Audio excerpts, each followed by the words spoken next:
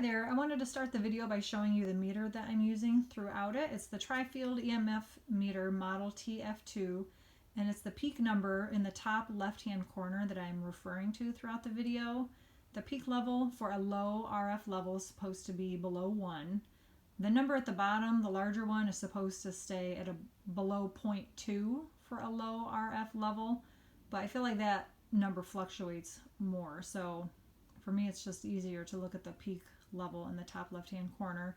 And there's some other things that can be measured on this meter, such as dirty electricity, but I'm not looking at that in this video. I'm just looking at the RF, the radio frequency. And there's a sign outside of the cell towers at Groves which talks about RF emissions which can come from the cell tower. So it's the RF that we are measuring throughout the video. Alright, so this is the reading at my parents' house. They live in Oxford, Michigan, and this is the reading in their backyard. So this is the front of my house, and I just want to show that there's a big difference between the front yard and the backyard. The front yard just faces the rest of the neighborhood, whereas the backyard faces Groves and the cell phone towers. So when we're in the front yard, the number stays around a 1. So this is inside my house, and I'm getting ready to go out the back door wall, and I was going to show you the difference. So there's my backyard, and we have Groves back there behind the trees. So inside the house, it's 1 still around in the 1 range. And then we open the door wall up, and then we step outside, and it goes up to a 10 right here.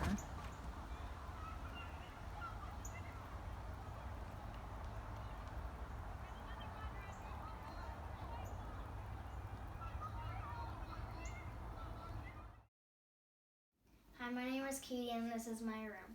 And if you look outside the window, from my room, I can see the cell phone towers at Groves. Can you see it from here? Yep. So when I'm in the middle of my room, it's below 0. Below 1. Below 1. Okay. And when I get closer to the window, it rises up a little bit. Okay, so it's at 0.6. Okay, and then when you open the window, it's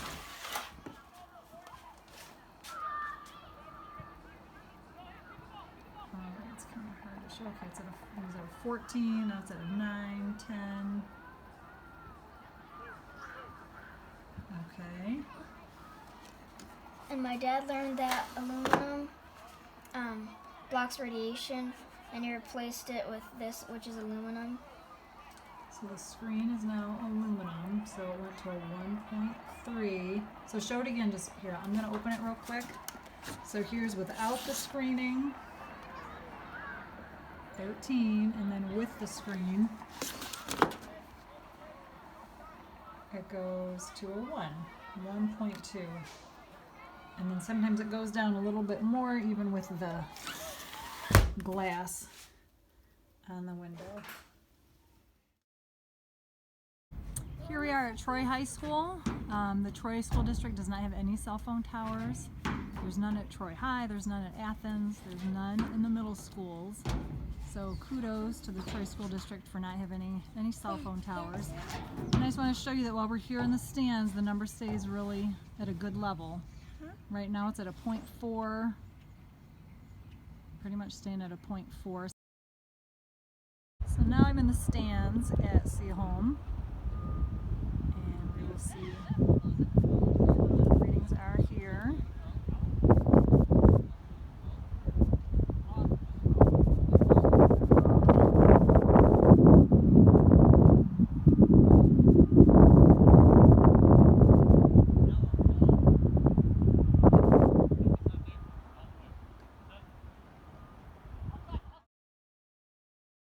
Alright, so now I've hopped the fence, and now we are over at Groves, standing in the fields.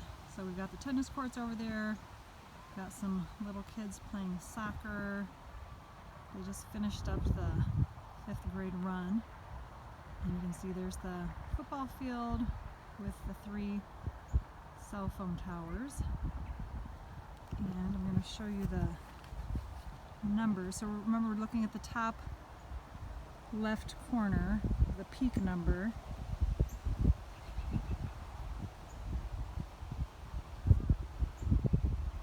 So those are the numbers right now, just at the field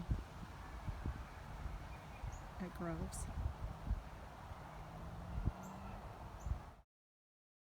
Now I'm at the Groves football field in the stands, and I just wanted to get a reading of the levels here.